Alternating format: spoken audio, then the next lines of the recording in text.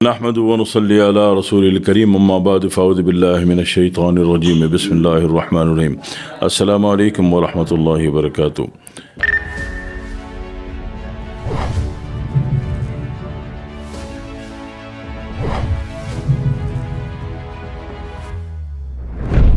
فالج کے جو ارلی اس کے سائن اینڈ سمٹم ہے جس سے پتہ چل جائے کہ فالج ہوا چاہتا ہے، ٹھیک ہے، تو اگر اس وقت احتیاط کر لی جائے تو نہیں ہوا چاہتا نہیں ہوگا پھر، ٹھیک ہے نا، صحیح ہے.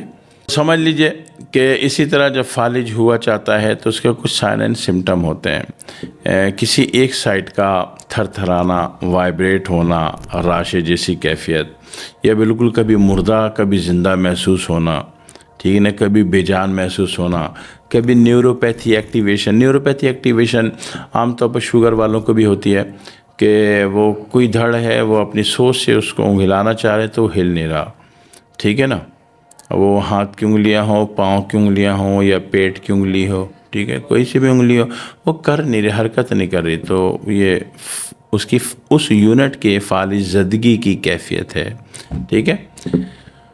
تو اس کا جو طریقہ یہ ہوتا ہے کہ اس یونٹ میں جہاں بھی وہ ہے وہاں پہ تحریک بڑھائیں گے، تحریک دیں گے اس یونٹ کو تاکہ وہ زندگی جاری ہو جائے. بھائی وولٹ کم آ رہے ہیں تو بلب نہیں چمک رہا نا، 1.5 وولٹ چاہیے اس کو، وہ 0.75 وولٹ آ رہا ہے تو بلب پوری لائٹ سے شکتی شمتا سے نہیں چل رہا، تو وولٹ پورے کر دو صحیح ہو جائے گا. لیکن فالج کی وجوہات میں ایک وجہ بی پی بھی ہوتا ہے، ہائی بلڈ پریشر، ٹھیک ہے، اور before the high blood pressure آپ کو اپنا کولیسٹرول، ٹرائیگلیسرائڈ، فیٹی لیور، پتے کی پتھری، یہ چیزیں بھی آپ کو دیکھنی ہوتی ہیں، ٹھیک ہے. یہ چیزیں ختم کریں گے تو بی پی کا علاج ہوگا، نہیں تو ہوگا ہی نہیں.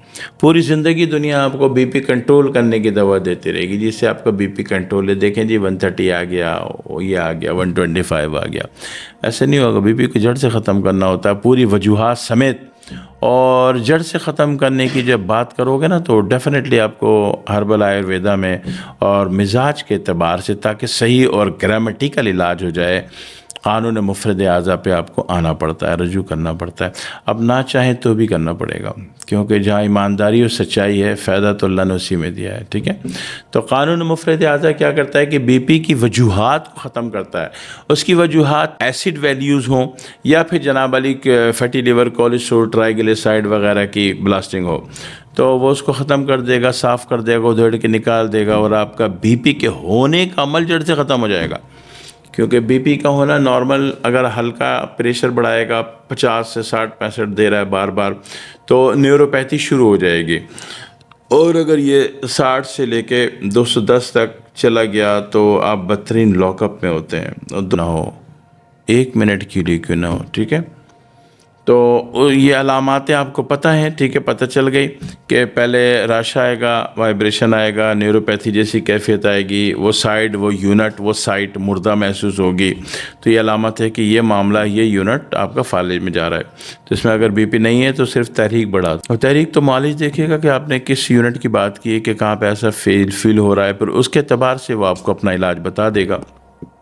یا تو آپ کے گھر بیٹھے ہوم مینجمنٹ بتا دے گا، نہیں تو دیکھے گا کہ ٹیکنیکل چیزیں تو بولے گا یار آپ میرے سے لے لیں، پھر کر لیں آپ، ٹھیک ہے، کام آپ کا ہو جائے گا انشاءاللہ. دوسری وجہ میں نے بتائی کہ ان باتوں کی کہ فالج، بیفور دا فالج ہو سکتا ہے کہ آپ کو بی پی ہو، تو بی پی بھی جڑ سے ختم کرا دیا جائے، بالکل نارمل ہو جاتا ہے بی پی، ٹھیک ہے. تو نارمل ہو کب ہوگا؟ جب اس کی وجوہات گن بلا صاف کرو گے. آپ کی باڈی بھی تو ایک جسم ہے نا، جسم میں بلغم میں کچرا ہے، سڑاند، انفیکشن ہے، تو اس کو وہیں رہنے دو. آپ سکون آواز دوائیں کھاتے رہو، یا گھر کے کچڑے کو پڑا رہنے دو. آپ گھر میں پرفیوم اسپرے کرتے رہو ہر 12 گھنٹے بعد، ڈیلی 12 بوتل فی آدمی، تو 1 مہینے کی کتنی ہو گئی؟ 360 بوتلیں آپ نے خرچ کر دی خواہ مخواہ میں. وہ بھی ابھی بھی ختم ہونے کا نام نہیں، پوری زندگی خرچ کرنی ہے، اس لیے کہ انفیکشن تو گھر میں پڑا ہوا ہے نا. تو سڑاند اور کچرے کو باہر پھینک دو نا. تو قانون مفرد اعضاء یہ ٹوپی نہیں کرتا کہ آپ اسپرے چھڑکتے رہو اپنی ناک پہ، فلٹر لگا لو کنویں کے پر. وہ اس مخرج کو، اس زہر کو، سڑان کو، انفیکشن کو، بیماری کو دیڑ کے باہر پھینک دیتا ہے. تو باہر پھینک دیتا ہے تو ٹھیک ہو گئے نا، کنواں پاک ہو گیا نا، گھر کلیئر ہو گیا نا آپ کا. تو معاملے کو سمجھ لیجئے، سمجھ کے چلیے. اور نیچرل پر آنے کی خود بھی بہت زیادہ میں نے کوشش کی ہے کہ قوم کو نیچرل پر لے آؤں. تھوڑا سا آپ آ بھی جائیے. کیا کروں؟ ویلکم لکھوں، آئی لو یو لکھوں، کیا لکھوں بھائی؟ ٹھیک ہے. تو آپ کے حضور میں جو پیش کرتا ہوں بڑی ایمانداری سے پیش کرتا ہوں. آپ کے بیکار کی بیہودہ خرچہ بچ جائے, آپ کی نسلوں کو اللہ بچا لے, ٹھیک ہے نا, محفوظ کر لے, تو اس کے لیے وہ طریقے بتاتا ہوں. عمل آپ نے کرنا ہے. میں جتنی کوشش ہوتی ہے ایمانداری سے اپنے پورے تجربے کو مد نظر رکھ کر اس پوائنٹ کی ویڈیو بناتا ہوں.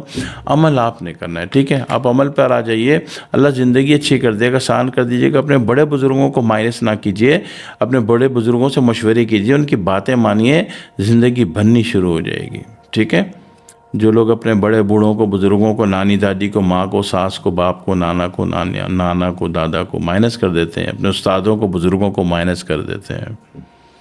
اللہ نے استاد کو ایک میڈیم بنایا اپنے اور شاگرد اسٹوڈنٹ کے درمیان. اللہ اس میڈیم کو اگر آپ کے اور اپنے سے درمیان ہٹا دے, آپ مائنس ہو جاؤ گے, ٹھیک ہے. تو اپنے آپ کو مائنس مت ہوئیے, کبھی بھی اپنے استاد کی بے ادبی مت کیجیے, استاد سے پنگا مت لیجیے. آسان لفظوں میں پنگا کہتے ہیں, ٹھیک ہے. تو مت لیجیے. اپنے بڑے بزرگوں سے کو مائنس نہیں کیجیے اپنی زندگی سے, ان کو اپنے سے حقیر کمتر نہ سمجھیے, ٹھیک ہے. کلیئر ہو گئی بات, سمجھ میں آ گئی. یہ جو بڑے بوڑھے تھے نا پرانے دور کے, 18 بچے پال لیتے تھے, اور تم جدید دور کے جدید وسائل کے لوگ, تم سے ایک باپ نہیں پلتا, ایک ماں نہیں پلتی, ٹھیک ہے. کیا ہو؟ کچھ بھی نہیں ہو, کچھ بھی نہیں ہو, ٹھیک ہے. تو بڑے بوڑھوں سے, استادوں سے جڑ کے رہو. استاد کی, پیر کی, بزرگوں کی, اپنے بڑوں کی ناقدری کرنا بند کر دیجئے, ورنہ لٹ جاؤ گے, ٹھیک ہے. السلام علیکم ورحمۃ اللہ وبرکاتہ.